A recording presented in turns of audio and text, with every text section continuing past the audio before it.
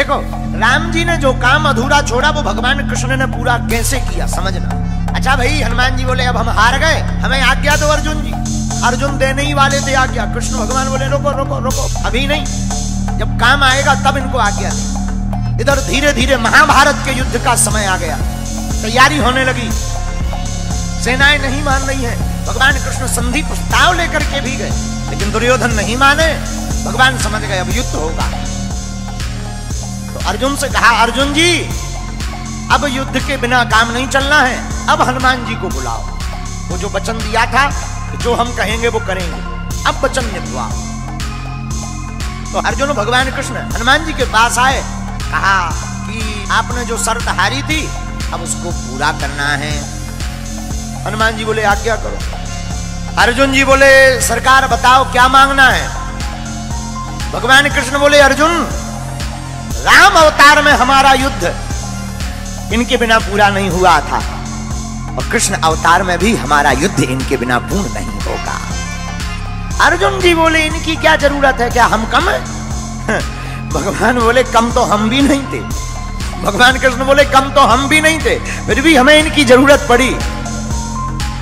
अगर ये ना होते तो वो युद्ध पूर्ण नहीं होता।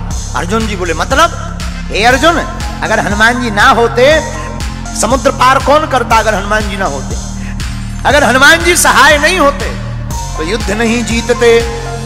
और महाभारत में भी युद्ध है अर्जुन, बिना हनुमान जी के नहीं जीता जा पाएगा।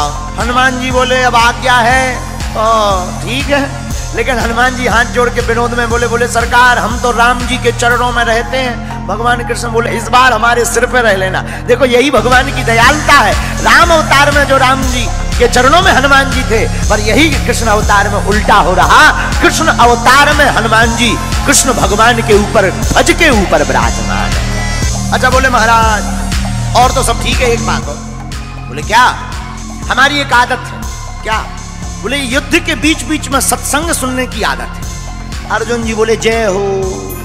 हनुमान जी बोले क्यों? बोले अगर सत्संग ही होना होता तो युद्ध होता, वहां तुम्हें कोई प्रवचन सुनाएगा कि लड़ेगा? हनुमान जी बोले देखो हमारे राम जी तो बहुत अच्छे थे, धर्म रथ का वर्णन करते थे युद्ध में भी। बोले हमको बीच बीच में सत्संग सुनने की आदत है। अर्जुन जी बोले अब आप ही निपटो, ये सत्संग मांग रहा है ये महाभारत में। तो भगवान कृष्ण बोले कोई बात नहीं, आप हाँ बोलो, हम आपको सत्संग भी सुनाएंगे। अब हनुमान जी आए महाभारत में, रथ के ऊपर एक ध्वज लगाया, ध्वज के ऊपर हनुमान जी को स्थान दिया, इसलिए उस रथ का नाम ही कपिध्वज पड़ गया। और हनुमान जी विराजमान भय ध्वज पर। भीष्म महाराज जब अर्जुन के सामने लड़ने के लिए आए, भीष्म पितामह ऐसे बलवान योद्धा जिनके सामने अच्छे अच्छे लोग कांपते थे, महाराज भीष्म पितामह युद्ध करने आए और बाण मारे तो अर्जुन का रथ थोड़ा पीछे हो गए, लेकिन जब अर्जुन बाण मारे तो पीछे दूर गिर जाए। अर्जुन जी हंसकर बोले भगवान कृष्ण से नीचे देखो, नीचे अपना इतना जा रहा, उनका के देखो कितना पीछे जा रहा, नीचे देखो नीचे।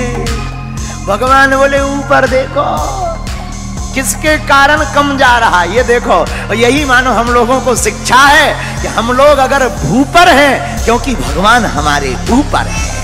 मानो भगवान कृष्ण कहना चाहते हो कि कोई भी काम बढ़िया हो जाए तो ये मत देखना कि तुम्हारा पुरुषार्थ है, तुम्हारे जो ऊपर है खेल तो उनका होता है। अर्जुन जी मुस्कुराए, हनुमान जी भी मुस्कुराए, और भगवान ने गीता सुनाई तो अर्जुन को है। हमारा ऐसा मानना है तो अर्जुन के मोह का बहाना था, पर गीता तो हनुमान जी को सुनाना था।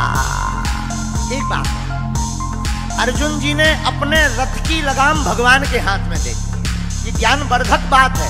अपनी जिंदगी की लगाम जो भगवान के हाथ में सौंप देता है, वो कितना भी महाभारत जैसा युद्ध हो जीत करके ही बाहर निकलता है। जो भक्त अपनी मन की लगाम परमात्मा को, गुरु चरणों को दे देता है, वो जीत करके ही आता है। लेकिन जो लगाम खुद पकड़ लेता है वो हार जाता है। बोलो सीताराम।